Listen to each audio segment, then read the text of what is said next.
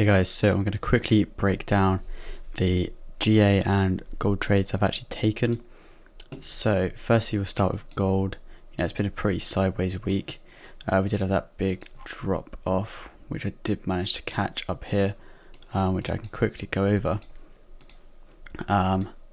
You simply just have imbalance, wick into the 61 and then melt. I've only been using the 61 recently.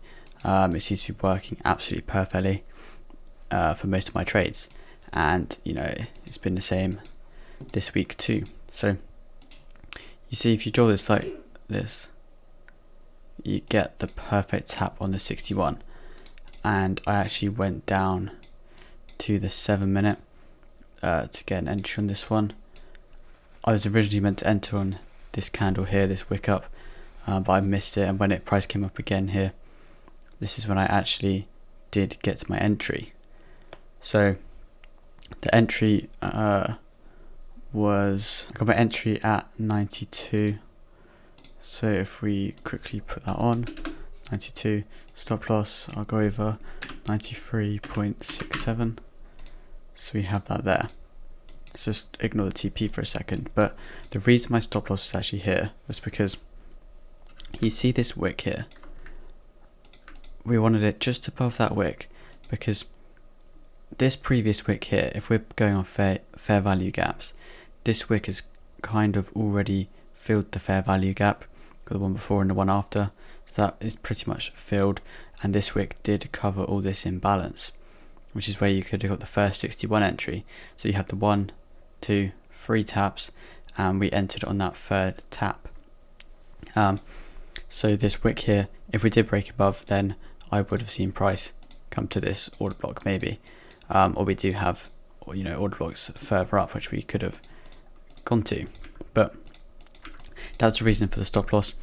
And the reason I could get it so tight is because we're entering on a small imbalance on a fib, so we have our perfect entry, which means we can get that tight stop loss, and the stop loss was about 16 pips, and with that meant our risk to reward was perfect. And for targets, I was originally targeting the 1775, but I used the 4 hour for my targets, and what I actually noticed was this.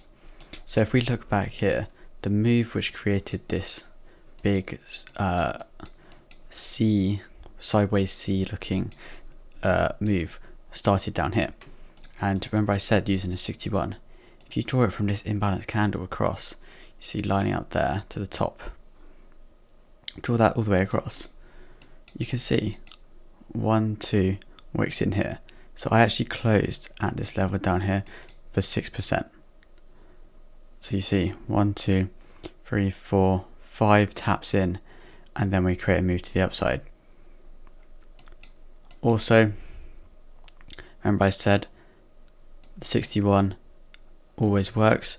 Even if we added the 70, just add to this one, 70, you could have got an entry on either one. You could have got your first entries on this one and then another entry on the 70, but depending on your stop loss size obviously. And that also brings me on to today's trade as well. I did actually enter at 95, so if we put that there and put it to 95, I did actually do it on a different chart, but this one says it didn't get hit on 95, but my other charts did, so I'll just show you on here. So you can see what time frame did I do it on. Okay, so the 4 hour, we had again the fib. You see you've got this imbalance here. This imbalance already been filled, so we're drawing a fib on this one here, drawing that across. Price came up, 1, 2 taps in on the 4 hour, but what do we also have? If we just remove this, we also had the 4 hour order block, which price tapped into, we got the entry, and then we dropped. I'd usually enter on the top of the order block, but we did have the added confluence here, and I did close out for just over 3%, so around there I'm pretty sure. And again, you know, you could have caught the buys. 1, 2, 3, have a move up to fill this imbalance area. But now we came back to test it again. But the markets are closed now. So moving over to GA now, you can see that it's kind of been sideways for a while between the 1.86 and the 1.847, which was the lowest point of this range. And I was pretty much just trading in this range.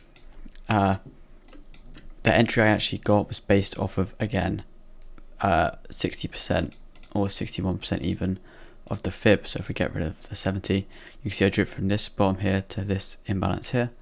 Drew that across. 1, 2, 3, and you've got your entry. So if we draw this on, I had a 11 pip stop, 11 pip just below this wick here, because like I said, we do have an order block down here which we could see price tap into. So we could tap into there, wick in, and we're still safe with the trade to then go to our take profit, instead of stopping us out too early because we have our stop loss in an imbalance area, which we don't want to do. And then target, just targeting the top of this imbalance, and we kind of do have an order block. But yeah, if you did target the top of this wick, you wouldn't have been taken out. That's why you like to target the bodies, because a lot of times you'll see these wicks are just manipulation. But yeah, this trade was a 4.6 risk to reward. And we did also have this trade on US30 here.